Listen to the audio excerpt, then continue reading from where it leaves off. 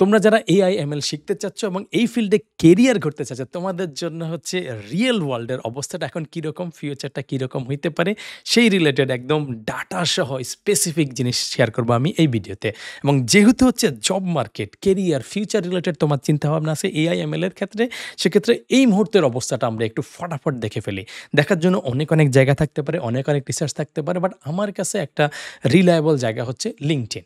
So আমি লিঙ্কডইনে চলে আসছি। চলে এসে সবার আগে যে জায়গাটা আমি দেখতে চাই, তুমি জাস্ট এই জায়গাটা যদি সার্চও দাও আর কি, সেটা হচ্ছে মেশিন লার্নিং বা কাছাকাছি কোনো একটা জিনিস লিখে তুমি যদি সার্চ দাও এবং কোনো একটা লোকেশন সেট করো, আমি এখানে সেট করলাম ইউনাইটেড স্টেটস, কারণ এই জায়গাটায় হচ্ছে ওরা এআই রিলেটেড অনেক কথাবার্তা বলে আর কি।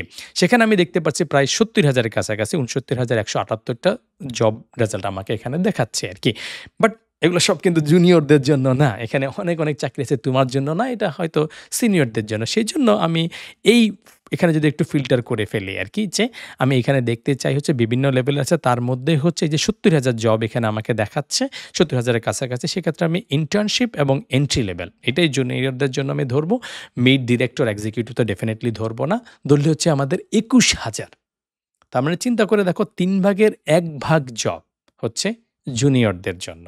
সো এই ইন্ডাস্ট্রিটা এই মুহূর্তে হচ্ছে innovation focused, R and D focus, research focus, নতুন নতুন প্রোডাক্ট নিয়ে আসতে চায়। কিভাবে এই এআই এমএল জিনিসটা আসলে প্র্যাকটিক্যালভাবে ইউজ করা যাবে সেই জায়গাটায়। তো সেখানে ডেফিনেটলি নতুন একটা এআই এমএল এর সফটওয়্যার বানানোর জন্য বা কোনো রিসার্চ করার জন্য বা কোনো একটা সিস্টেম তৈরি করার জন্য এক্সপার্ট দরকার।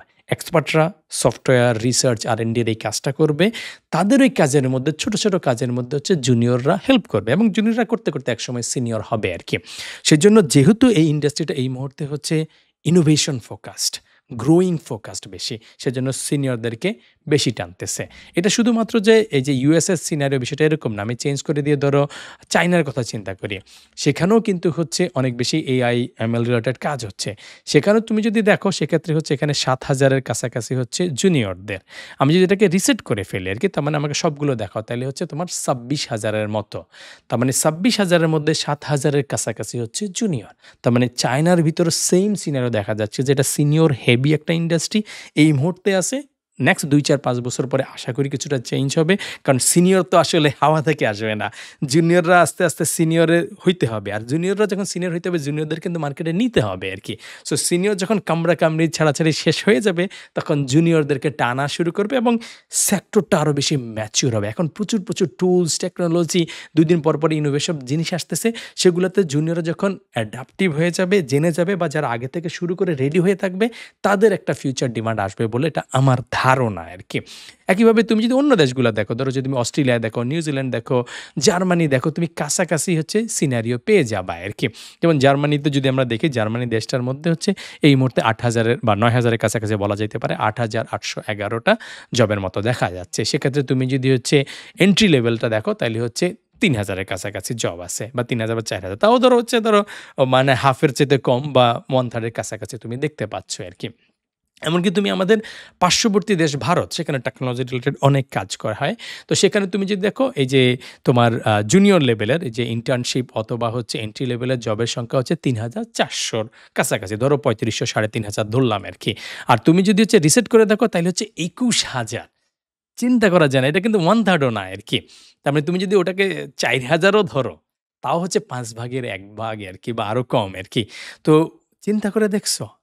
ফ্রেশাররা যদি ইমিডিয়েটলি জব চাও, তাইলে এই ক্ষেত্রে একটু চিন্তাভাবনা করে তোমাকে আসতে হবে আরকি। এমনকি তুমি যদি মানে যেহেতু আমরা বাংলাদেশে আছি, বাংলাদেশের জব মার্কেটের কথা চিন্তা করি, সেক্ষেত্রে তোমাকে ২ টা জিনিস একটু মাথায় রাখতে হবে আরকি। প্রাথমিকভাবে বাংলাদেশের এই মুহূর্তে এবার সবই কিন্তু বাংলাদেশের কোম্পানি না, অনেকগুলো বাংলাদেশের কোম্পানি আছে, আবার অনেক বিদেশি কোম্পানি বাংলাদেশ থেকে হায়ার করতে চায়, এরকম কিছু জিনিস এখানে দেখা যাচ্ছে আরকি। সেক্ষেত্রে দেখা গেলে হচ্ছে আমরা দেখতে পাচ্ছি ১০২ টা বা ১০০-র কাছাকাছি হচ্ছে তোমার জুনিয়র লেভেলের পজিশন আরকি। আর সিনিয়র দেখলে হচ্ছে ৩৩৫ টা আরকি। এটা সিনিয়র মিলায় সব মিলায় আরকি। তার মানে ৩ ভাগের ১ ভাগের চাইতেও কম আরকি। এবং বাংলাদেশের ইন্ডাস্ট্রিতে আসলে ২ টা ফ্যাক্ট কাজ করে আরকি। বাংলাদেশে সফটওয়্যার ডেভেলপমেন্ট এবং ইন্টারন্যাশনাল লোকাল কোম্পানির জন্য আমরা যে সকল সফটওয়্যার বানাই, সেগুলো এখনো এআই/এমএল সিগনিফিকেন্টলি ঢুকে নাই। আবার বাংলাদেশের সফটওয়্যার ইন্ডাস্ট্রির একটা বড় অংশ কিন্তু আর&ডি ফোকাস বা রিসার্চ ইনোভেশন ফোকাস না। এমনকি প্রোডাক্ট ডেভেলপমেন্টও কিছু কোম্পানি করে, বাট একটা বড় অংশ হচ্ছে সার্ভিস ফোকাসড। তো এই বাংলাদেশের ইনোভেশন জিনিসটা আসতে একটু হালকা সময় লাগবে। কারণ গ্লোবাল অনেক কোম্পানির জন্য বাংলাদেশ থেকে যে সকল কোম্পানি সফটওয়্যার বানায় তাদেরকে ওই লেভেলের কাজগুলো পেতে একটু সময় লাগবে। আবার যে সকল কোম্পানি হয়তো প্রোডাক্ট ডেভেলপ করে তারা লোকাল মার্কেটের জন্য প্রোডাক্ট করলে কনজিউমার এখনো এআই লেভেলের এআই/এমএল রিলেটেড প্রোডাক্টগুলো পাওয়ার দিকে যায় নাই। সো বাংলাদেশের লোকাল মার্কেটে ফ্রেশার হিসাবে এআই/এমএল এর জব পাইতে একটু ভালো চ্যালেঞ্জ হবে। তাইলে তুমি কি করবা এখন? আমি সেজন্য তোমাকে হচ্ছে ২ টা স্ট্র্যাটেজির কথা বলব। একটা স্ট্র্যাটেজি তোমার জন্য হইতে পারে যে ইয়েস আমি ইউনিভার্সিটির ফার্স্ট ইয়ার বা সেকেন্ড ইয়ারে আছি। আমি এআই/এমএল এর সেক্টরটার ব্যাপারে ইন্টারেস্টেড। কারণ কি? এটার ফিউচারটা কিন্তু অনেক পটেনশিয়াল হাই আরকি। এই মুহূর্তে এই টেকনোলজি ফিল্ডে যেই সকল সেক্টরগুলা নিয়ে অনেক বেশি আলোচনা হচ্ছে বা গ্রোথ দেখতে পাচ্ছি, ইমপ্যাক্ট দেখতে পাচ্ছি, সের মধ্যে কিন্তু আমরা এআই/এমএলকে অনেক বেশি দেখতে পাচ্ছি আরকি। যদিও জবের সংখ্যার ক্ষেত্রে ফ্রেশারদের জবের সংখ্যার ক্ষেত্রে এআই/এমএল কম, কিন্তু এই রিলেটেড ইনোভেশনটা কিন্তু সিগনিফিকেন্টলি বাড়তেছে আরকি। বাট তুমি গুগলে সার্চ দিলে যেকোনো সময় দেখতে পারবা যে এআই/এমএল এর ফিউচারটা কি? ওই জায়গায় ইনোভেশনটা কিরকম বা ফিউচার জব প্রেডিকশনটাকে তুমি গুগলে সার্চ দিলেই চমৎকার একটা প্রেডিকশন পেয়ে যেতে পারবা। সো তোমার টার্গেট থাকবে আমি যদি এআই/এমএল এ শিখতে চাই আমি লম্বা সময় হাতে নিয়ে আসবো। এই যে ১ বছর, ৬ মাস, ১ বছর আমি কিছু একটা শিখে দ্রুত জব পেয়ে যাবো এই আশা করে আইসো না। মানে এটা টাফ আরকি তোমাকে মাথায় রাখতে হবে। তুমি যদি পটেনশিয়ালি ভালো করবা যদি তোমার মাথায় চিন্তা থাকে যে না আমি ২ বছর বা ২.৫ বছর সময় ধরে এই ফিল্ডে নিজেকে তৈরি করব। তার পরবর্তীতে জব বা ইন্টার্নের চেষ্টা করব। তাইলে তোমার এই সেক্টরটাতে এটলিস্ট কেরিয়ার হিসেবে চিন্তা করতে পারলে তোমার জন্য বেটার হবে। আর তার আগে তুমি যদি পেয়ে যাও সেটা তো অবশ্যই ভালো। তাইলে তুমি কি গেম প্ল্যানে আগাবা? গেম প্ল্যানটা হচ্ছে খুব সিম্পল এরকম হবে। তুমি varsity first year, second year পড়তেছো, তোমার ফান্ডামেন্টাল নলেজগুলো আছে। Basic programming, data structure, algorithm এগুলো ভালো করে শিখছো। তারপরে তুমি এআই/এমএল এর ফান্ডামেন্টাল জিনিসগুলো শিখো। সেই রিলেটেড তোমার ভার্সিটির যে থিসিস আছে, তোমরা যারা সিএসসি তে পড়তেছো বা নন সিএসসি তোমরা অনেকেই এআই/এমএল রিলেটেড থিসিস করো। কিন্তু জোড়াতালি মারো বা ২ নাম্বারি করো, এটা সেটা করো। অল্প কয়েকজন বাদে আরকি। বা চালাকি করো বা একটু ডাটা সেটটাকে একটু ম্যানিপুলেট করে কোনরকম বিষয়টা করে ফেলো আরকি। এটা কইরো না। ভালোভাবে জেনুইন ভাবে একটা থিসিস করো। হার্ডওয়ার্ক করে করো। শিখার রিসোর্স কিন্তু অভাব নাই। ২ নাম্বারি করার রাস্তাও কিন্তু অভাব নাই। কিন্তু সেটার মধ্যে যাইও না। না গিয়ে ভালো করে থিসিসটা করো এবং তুমি হয়তো সম্ভব হইলে একটা রিসার্চ পেপার থিসিসটাকে আরেকটু ইন ডেপথ এ নিয়ে গিয়ে একটা রিসার্চ পেপার পাবলিশ করার চেষ্টা করো। তাইলে তোমার কি হবে? তোমার বেসিক ফান্ডামেন্টাল সফটওয়্যার ইঞ্জিনিয়ারিং এর নলেজটা ভালো থাকলো। প্লাস এআই/এমএল একটা ফাউন্ডেশন স্ট্রং হইলো।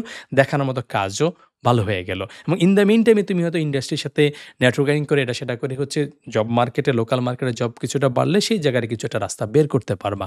অথবা বাংলাদেশে আমি গত বছর স্টাডি দেখছিলাম যে ৫৫,০০০ এর উপর স্টুডেন্ট হচ্ছে হায়ার স্টাডিতে গেছে। And you could plan to be one of them যে তুমিও হায়ার স্টাডি করতে যাবে এবং বিদেশে এআই/এমএল এর জবের অপরচুনিটি সিগনিফিকেন্টলি হায়ার। বিদেশে গেলেই তোমার অটো হায়ার করে ফেললো বিষয়টা এরকম না। বাট সেখানে তুমি হয়তো স্টাডি করলা, স্টাডি করে আরেকটু এই ফিল্ডে হয়তো রিসার্চ করলা, কিছু একটা করলা, প্রোফাইলটা স্ট্রঙ্গার হইলো। তখন সেই জব মার্কেটটাকে ট্যাপ করাটা তোমার জন্য অনেক বেশি ইজিয়ার হবে। আবার অল্প কিছু ছেলেপেলে আছে, সংখ্যায় খুবই কম, যারা বাংলাদেশে বসে ইন্টারন্যাশনাল জব পায়। এটা পসিবল, ইম্পসিবল না, কিন্তু সময় লাগবে, এটা মাথায় রাখতে হবে আরকি। এটা হচ্ছে তোমার এই মুহূর্তে হচ্ছে বেস্ট স্ট্র্যাটেজি হবে যে আমি এআই/এমএল শিখবো, থিসিস করবো, মেবি সম্ভব হইলে একটা পেপার পাবলিশ করবো, একটা প্রোফাইল তৈরি করবো, হায়ার স্টাডির জন্য চিন্তা করবো। এইভাবে আমি একটা লম্বা সময় ধরে কেরিয়ার তৈরি করবো। আবারও কিছু ছেলেপেলে আছে হয়তো হায়ার স্টাডি করতে চায় না বা থিসিস করতে মন চায় না, আমি প্রজেক্ট করতে চাই। সেক্ষেত্রেও তোমাকে কিন্তু ১.৫-২ বছর একটা চিন্তা মাথায় রাখতে হবে আরকি। কারণ কি মিনিমাম ২ বছর মাথায় রাখো, কিছু একটা সময় বেশিও লাগতে পারে। কারণ তুমি যদি আজকের দিনেও যদি তুমি এআই/এমএল শেখা শুরু করো, তো ফান্ডামেন্টাল কনসেপ্টগুলো শিখবা। এই যে এআই এর বেসিক, এমএল এর বেসিক, ডিপ লার্নিং এর বেসিক, তারপরে অনেকগুলো সেক্টর আছে। এআই/এমএল এর অনেকগুলা মেজর এরিয়া আছে, সেগুলো সম্পর্কে ধারণা নিবা। কোনো একটা এরিয়াতে ইন ডেপথ একটা প্রজেক্ট করবে। একটা প্রজেক্ট যদি তুমি ভালো একটা প্রজেক্ট করতে চাও, কারণ এখন তো মানুষ দেখতেছে যে তুমি ওই যে সিম্পল কিছু একটা কোনো রকম করে ফেললা, ChatGPT ইন্টিগ্রেট করে ফেললা, সেটা দিয়ে তোমার ডেফিনিটলি কেউ হায়ার করার কথা না। ২-১ জন হইতে পারে, বাট মেজরিটি হায়ার করার কথা না আরকি। সেক্ষেত্রে তোমাকে একটা সাইজেবল প্রজেক্ট করতে হবে, যেটাতে তুমি আসলে এআই/এমএল এর ইদার কোনো একটা মডেলকে ইউটিলাইজ করে কিছু করছো, অথবা নিজে কোনো একটা রিয়েল ওয়ার্ল্ডের কোনো একটা প্রজেক্টের সাথে এআই/এমএলকে ইন্টিগ্রেট করছো, সাইজেবল প্রজেক্টের, সেটা তুমি তৈরি করতেও তো তোমার কয়েক মাস সময় লাগবে আরকি। তারপরে তোমার প্রোফাইলটা তৈরি হয়ে গেলে নেটওয়ার্কিং করা, আরও একটু এক্সপ্লোর করা, ইন্ডাস্ট্রিতে দেখা, এরকম করতে কিন্তু তোমার সময় লাগবে। অর্থাৎ তোমার মিনিমাম ১.৫ থেকে ২ বছর জবে যাওয়ার জন্য সময় লাগবে। এইরকম মেন্টাল প্রিপারেশন এবং ১.৫ থেকে ২ বছর তুমি এই লাইনে এফোর্ট দিতে পারবা। সেই মাইন্ডসেট থাকলে তুমি AI ML জিনিসটাকে এক্সপ্লোর করো প্রফেশনাল হিসাবে। আবার অন্য আরেক লাইনের লোকজন থাকবে তারা অন্যান্য জায়গায় কাজ করতেছে। হয়তো অ্যাপ ডেভেলপার, ওয়েব ডেভেলপার বা হয়তো ব্যাকএন্ড ইঞ্জিনিয়ার হিসেবে করতেছে। তাদের কিছু AI ML সম্পর্কে ধারণা রাখা দরকার। তারা হয়তো থিসিস পর্যন্ত গেলেও না বা থিসিস গেলেও কিছুটা করলো বা প্রজেক্ট সিরিয়াস না করলেও ফান্ডামেন্টাল নলেজটা রাখার দরকার আছে। কারণ আমরা যেভাবে দেখতেছি যে AI ML সেক্টরটা ইভলভ হতেছে নেক্সট ১৫-২০ বছরে এটা কিন্তু আরও অনেক ম্যাচিওর হবে।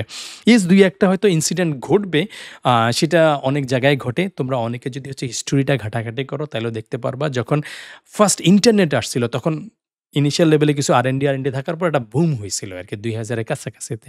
তখন অনেক কোম্পানি চলে আসতেছিল আর অনেক বেশি মার্কেটে অ্যাটেনশন পেয়ে গেছিল এবং তারপরে অনেক ফাও কোম্পানি ধরা খেয়ে ওটাকে হচ্ছে ডটকম বাবল বা অনেক ক্ষেত্রে একটা মার্কেট ক্রাশ করছিল। AI ML এর ক্ষেত্রে ২-৪টা ঘটনা ঘটবে। কিন্তু চিন্তা করে দেখো ওই যে ডটকম বাবলের পরেও কিন্তু ইন্টারনেট হারাই যায় নাই। বরং ইন্টারনেট আরও অনেক বেশি ম্যাচিউর হইছে। লোকজন শুধুমাত্র ওয়েবসাইট বানানোর জন্য না, ইন্টারনেটের কমিউনিকেশন আরও অনেক পারপাসে এন্টারটেইনমেন্ট, বিজনেস সব পারপাসে ইউজ করা শুরু করছে এবং এটা আল্টিমেটলি কিন্তু অনেক প্রাইমারি ফ্যাক্টর হিসাবে দাঁড়াইছে। এখন যেভাবে AI ML আছে ধারণা করতেছে যে নেক্সট ৫, ১০, ১৫, ২০ বছরে এই সেক্টরটা আরও অনেক বেশি ইভলভ হবে, আরও অনেক বেশি ম্যাচিউর হবে। ২-৪টা কোম্পানি হয়তো স্টার্টআপ মারা খাবে, মারা খাওয়ার পরও কিন্তু এই সেক্টরটাতে যাবে। সো যাদের লং টার্ম প্ল্যান আছে এবং ইমিডিয়েটলি জব বা ইন্টারনেট ঢোকার তাড়া নাই, তারা এই IML সেক্টরটাকে ঠান্ডা মাথায় লং টার্মের প্ল্যান হিসেবে যদি আসো, তাইলে এই জায়গাটায় সারভাইভ করা, সাস্টেন করা এবং একটু ডিলে হইলেও নিজেকে ধরে রাখার প্রবাবিলিটি অনেক হাই হবে আরকি। সো আমি আমার পার্সোনাল প্রেডিকশনটা তোমার সাথে শেয়ার করলাম। আমার পার্সপেক্টিভটা এবং গেম প্ল্যানটা শেয়ার করলাম। তোমাদের যদি ডিফারেন্ট কোনো ওপিনিয়ন থাকে বা এক্সট্রা কোনো ইনফরমেশন থাকে নিচে কমেন্ট করে জানাও। সেই অনুসারে আমরা রিয়েলিটিটা নিয়ে যদি আলোচনা করি তাহলে আমাদেরকে নিজেদেরকে তৈরি করাটা অনেক ইজিয়ার হবে। So that's all from AI ML prediction. তুমি যদি AI ML সম্পর্কে এতদূর শুনেও আগ্রহী থাকো তাইলে সেপ্টেম্বরের ২৪ তারিখের মধ্যে মাস্ট চলে আসো ফাইটটনের phase 2 become an AI ML expert with ফাইটটনের মিশনে।